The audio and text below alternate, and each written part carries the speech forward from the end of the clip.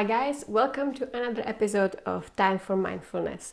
I have a guest here. This is Neo, my doggy, and I'm not sure how long he will stay with us because he's kind of crazy.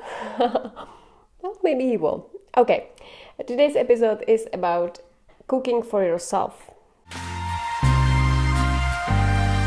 There is many reasons why you should be cooking for yourself. First of all, if you go out to a restaurant, you don't know what exactly you are eating, what they put into your food, what type of ingredients they are putting in. I think that cooking is not a luxury, it's a necessity in those days. If you will be cooking for yourself, you will not be hostage of the food industry. And because food industry is really creepy and really broken in those days, I think it's a good idea to be in order for what you are eating. It's actually shown that home prepared meals from real food ingredients are the best way how to get nutrition in your body. As a bonus, you can cook more portions and save them for tomorrow's lunch, so you will get your own food with you in the work. So I think it's great.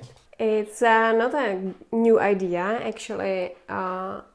It's a thing that Dr. Robert Lustig put in his latest book called Hacking the American Mind. I will link it for you below. Yeah.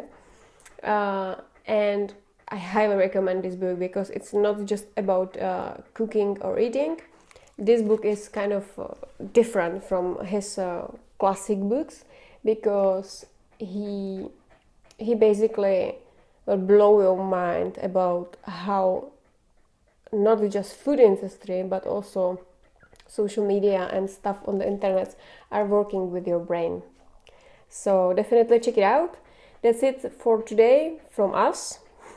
Don't forget to thumbs up if you like this video or if you like Neo, and subscribe if you haven't already, and I will see you in the next one. Bye.